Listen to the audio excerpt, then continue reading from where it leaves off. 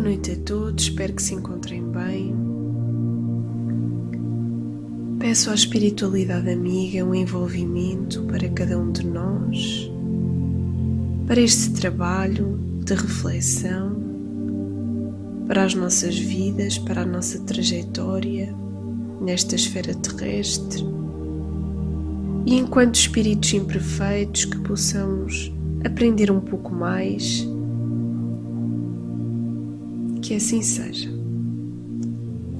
No capítulo 35 da obra Roteiro de Francisco Cândido Xavier, pelo Espírito Emmanuel, no capítulo 35, Entre as Forças Comuns. Indiscutivelmente, a mediunidade, no aspecto em que a conhecemos na Terra, é resultante de extrema sensibilidade magnética, embora, no fundo, estejamos informados de que os dons mediúnicos em graus diversos são recursos inerentes a todos. Cada ser é portador de certas atividades e, por isso mesmo, é instrumento da vida. A luz nasce da chama sem ser a chama. O perfume vem da flor sem ser a flor. A claridade do núcleo luminoso une-se a radiações do ambiente e o aroma da rosa mistura-se a emanações do meio, dando origem a variadas criações. Assim também o pensamento invisível do homem associa-se ao invisível pensamento das entidades espirituais que o assistem, estabelecendo múltiplas combinações em benefício do trabalho de todos na evolução geral. Importa reconhecer, porém, que existem mentes reencarnadas em condições especialíssimas que oferecem, assim, qualidades excepcionais para os serviços de intercâmbio entre os vivos da carne e os vivos do além. Nestas circunstâncias, identificamos os medianeiros adequados aos fenómenos de manifestação do espírito liberto, nos círculos de matéria mais densa. Contudo, nem sempre os donos dessas energias são mensageiros da sublimação interior.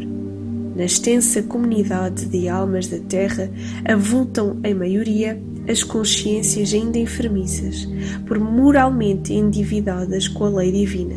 Consequentemente, a maior parte das organizações medianímicas no planeta não podem escapar a essa regra.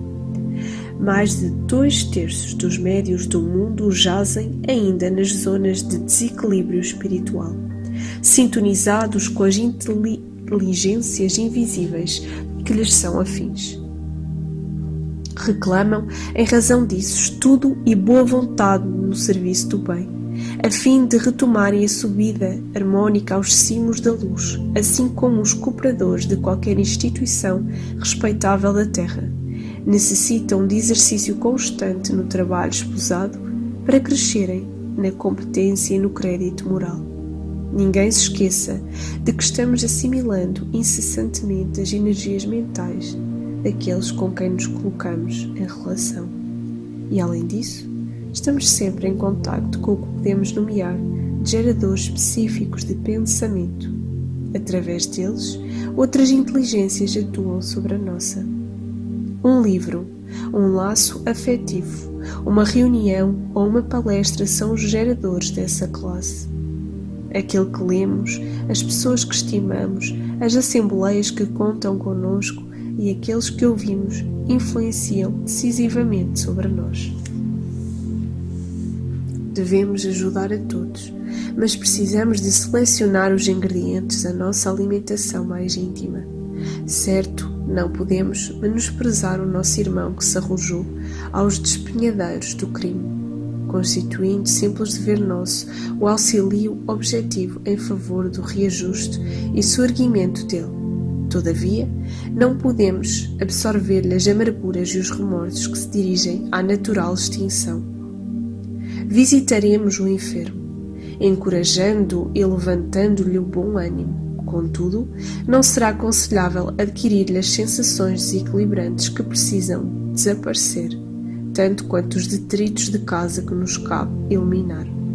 A obra da caridade tudo transforma em favor do bem. A atitude é oração, e pela atitude mostramos a qualidade dos nossos desejos. Os pensamentos honestos e nobres, sadios e generosos, belos e úteis, fraternos e amigos. São a garantia do auxílio positivo aos outros e a nós mesmos. Quanto mais nos adiantamos na ciência do espírito, mais entendemos que a vida nos responde em conformidade com as nossas indagações. O princípio dos semelhantes com os semelhantes é indefetível em todos os planos do universo.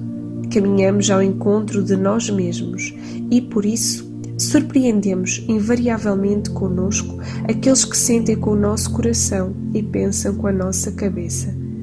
Os médiuns, em qualquer região da vida, filtros que são derrogativas e respostas, precisam, pois, de acordar para a realidade de que viveremos sempre em companhia daqueles que buscamos, uma vez que, por toda a parte, respiramos ajustados ao nosso campo de atração. Portanto, após a leitura desta obra, compreendemos que as nossas consciências enfermiças advêm da nossa faixa vibratória emanada ainda desta esfera terrestre, pois ainda somos de facto espíritos tão imperfeitos que o nosso queixume, o pessimismo, são duas das grandes chagas patentes ainda em nós mesmos. Nestes momentos de enorme desequilíbrio, Jesus convida-nos a equilibrar-nos, a apaziguarmos o nosso coração de forma a servirmos bem e cada vez melhor ao próximo. O exercício constante, ele é fundamental. A estagnação, porém, ela é equiparável a um sentimento primitivo. Apesar do homem necessitar deste descanso físico, mental, chega a hora em que revela-se importante ele encontrar o momento de equilíbrio, a sua paz, procurar o contacto com a sua pátria espiritual, que inesgotavelmente o auxiliam e amparam em todos os momentos. E nesse momento tão importante, declarado como a emancipação da alma, nós trabalhamos na nossa própria renovação, indo às escolas, auxiliando no mundo espiritual e sendo auxiliados. Através do nosso pensamento, também somos grandes impulsionadores de energias salutares ou energias impróprias.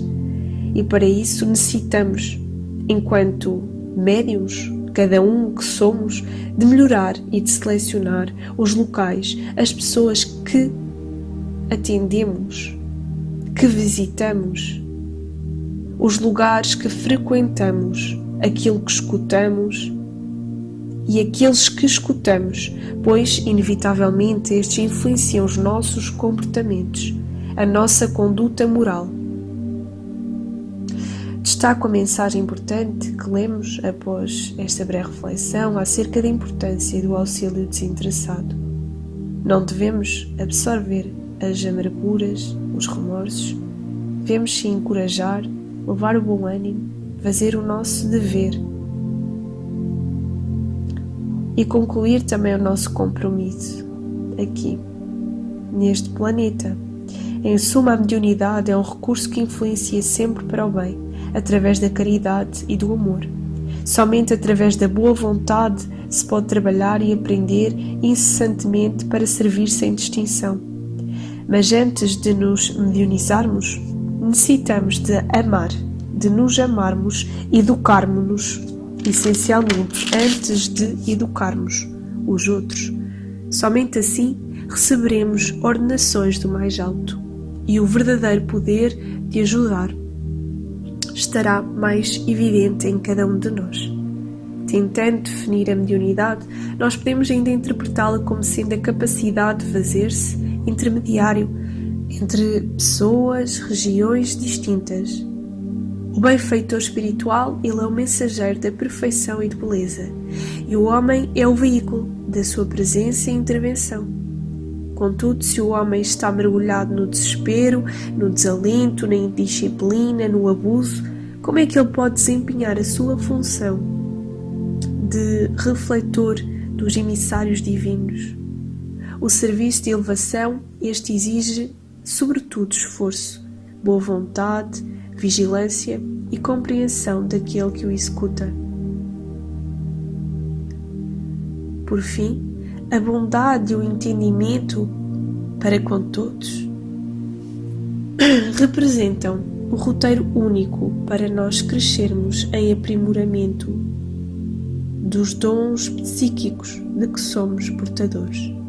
Por sua vez, só existe verdadeiro e proveitoso desenvolvimento psíquico se nós estivermos sempre a aprender, a estudar e, sobretudo, a servir com amor. Que Jesus nos envolva assim, nesta noite. Que assim seja.